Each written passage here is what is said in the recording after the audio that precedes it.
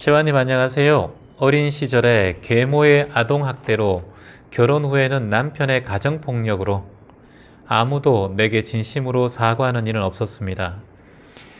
그저 제가 피해의식이 있다라고 다른 사람이 말합니다.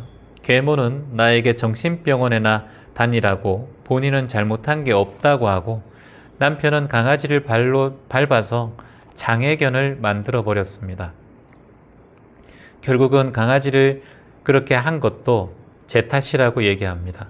내 삶은 억장이 무너지고 가슴이 답답한데 원망조차 마음 편히 할 수가 없습니다. 아무도 나에게 피해를 준 적이 없다고 하니까요. 그냥 평범하게라도 살고 싶습니다. 제가 뭘 그렇게 잘못했나요? 이 고통은 언제 멈출 수 있는 건가요?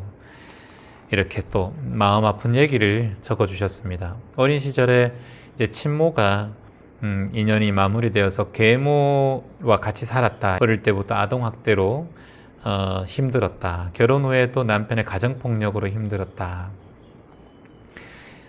이제 참 살아온 그 삶들이 평탄치는 않은 삶인 거를 이 글로 통해서는 알고 있습니다.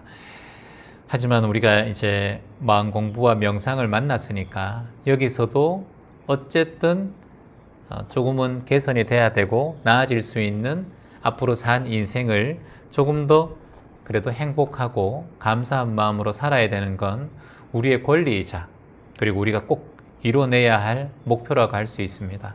지금 이 글대로만 살아간다면 본인의 인생은 더없이 더 나락으로 떨어질 거예요. 왜냐하면 어릴 적부터 친모로부터 버림받고 그리고 계모를 만났습니다.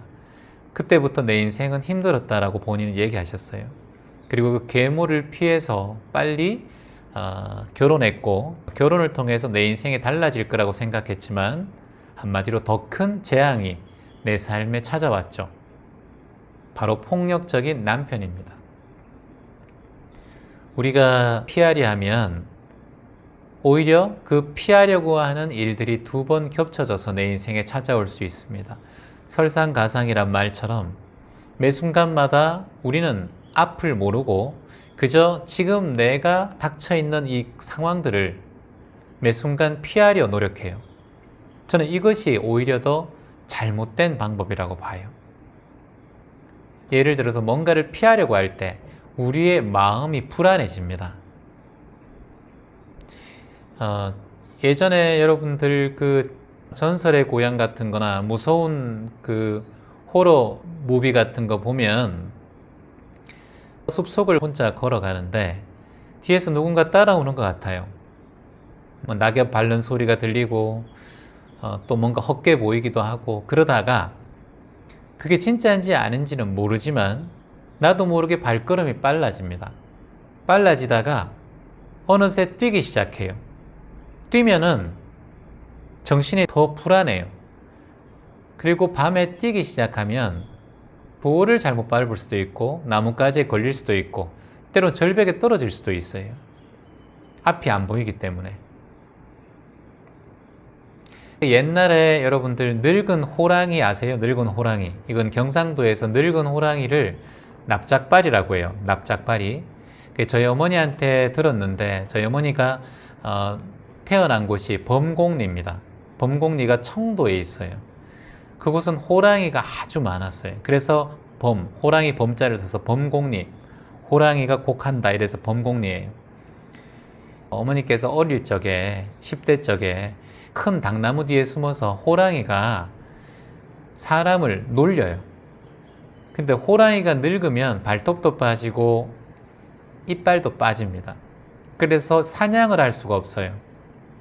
얘들은 큰 나무 뒤에 숨어서 사람이 지나가면 뒷발로 돌을 준비해 놨다가 발로 뒤로 탁 차서 그 돌로 사람을 기절시키든가 야생동물을 잡기도 한대요.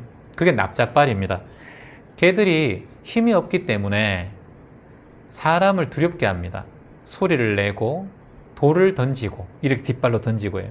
그러면 갑자기 놀라서 뛰어가다가 골짜기에 떨어지기도 하고 또는 나무에 걸려서 넘어지기도 하고 피를 보기도 해요. 그렇게 해서 사람들을 해코지하든가 동물들을 해코지해요. 이게 뭐냐면 내가 두려운 마음이 많이 올라오고 그리고 무서운 마음이 많이 올라오면 피하려고 하는 마음이 클수록 그런 마음이 더 올라온다는 거예요. 그러면 피할 수 있는 것이 아니라 더 큰 손해보는 일이라든가 더 큰 재앙을 만날 수가 있다는 거예요. 그래서 여기서 말씀드리고 싶은 건 뭐냐면 피하려 하지 말라는 거예요. 피한다 하더라도 알아차림 후 피하셔야 돼요. 그러니까 내 마음과 감정이 이미 들떠있고 무섭고 불안하면 우리는 언제든지 재앙이 우리 삶에 찾아올 수가 있어요.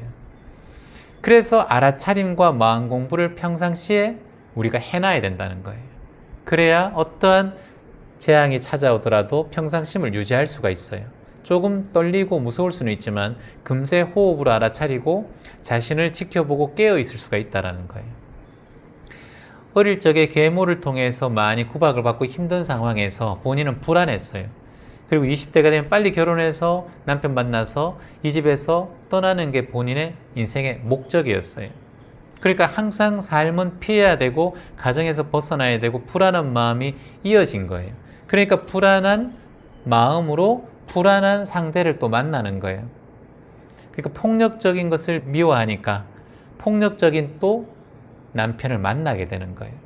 그래서 수행자는 내가 이것을 밀어내도 안 되고요.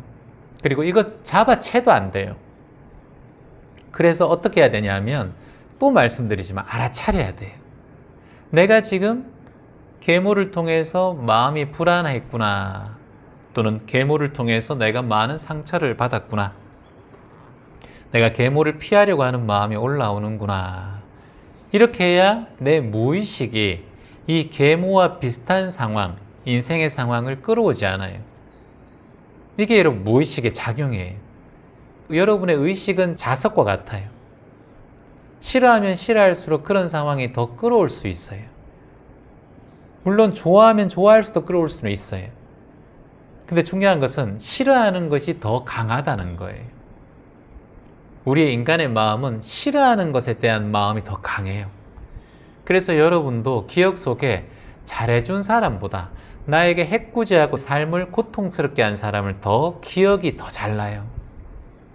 기억이라는 것은 우리의 무의식이라는 거예요. 그러니까 우리의 무의식에 더 많이 자리 잡아 있는 게 뭐다?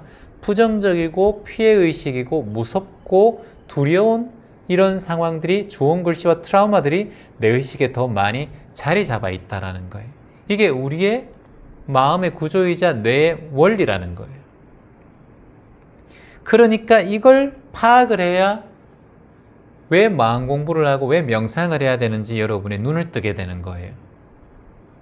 그래서 항상 우리는 매사에 스스로가 어떤 마음을 내고 있는지 돌아봐야 돼요. 하루에 한 번이라도, 하루에 1분이라도 나를 되돌아봐야 돼요. 아침에 일어나면 오늘 내 삶을 어떻게 살아가야 될 건지라고 마음 내고, 이걸 발심이라고 하는데 마음 내고, 그리고 잠들기 전에는 꼭 내 인생을 한번 1분이라도 잠시 되돌아봐야 돼요. 내가 오늘 무의식적으로 또는 의식적으로 뭔가 하나에 치우쳐 있지 않았던가, 뭔가 피해의식이 있지 않았던가. 이거 놔두면요, 맛있는 거 드시고 사탕 드시고 양치 안 하는 거하고 똑같아요. 마음은 칫솔질을 할 수가 없잖아요.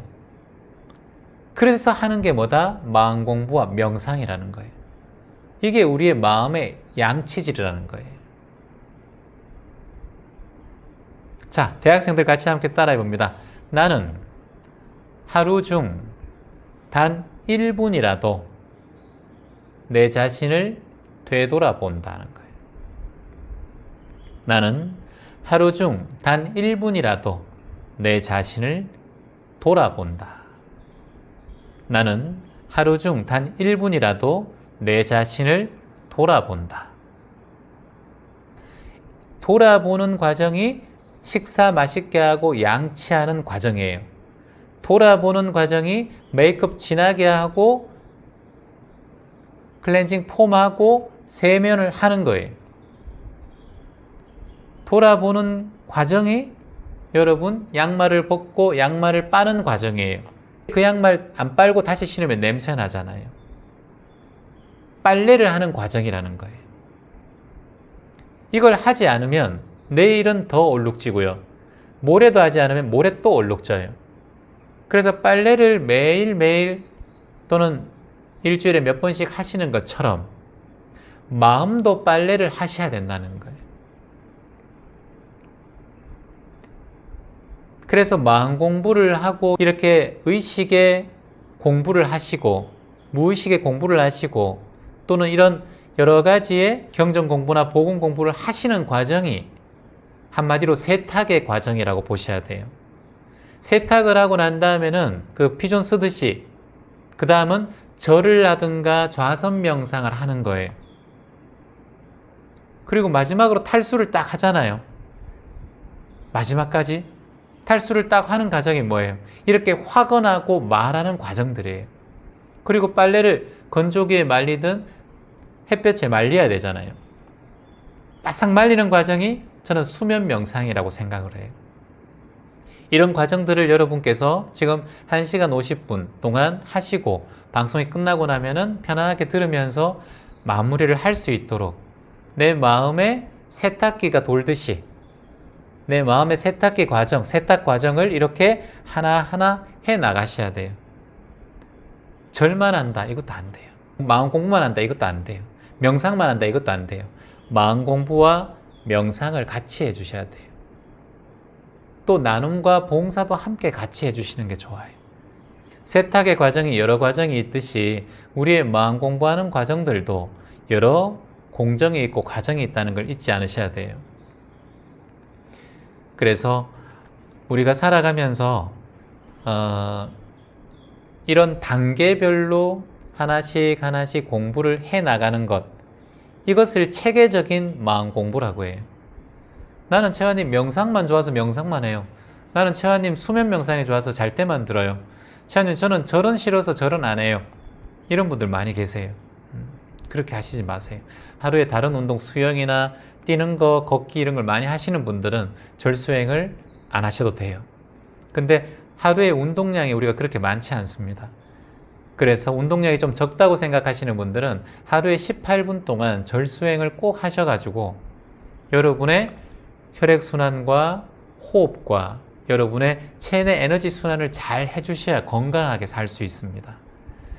빨래의 과정이 세탁과 그리고 또 정전기 방지, 또 피존 또는 탈수, 넣는 건조까지, 그리고 마지막에 옷장에 잘 개어서 넣는 것까지, 이게 돼야 하나의 세탁 과정이 마무리되는 거예요. 이 수행도 똑같습니다. 나눔과 봉사와 수행 정진, 그리고 몸도 움직이고 그리고 마음도 움직이고 그리고 함께 공부하는 이런 과정들이 함께 잘 체계적으로 이루어졌을 때 내 마음 공부의 공정이 완료된다라고 보셔야 됩니다. 희망입니다.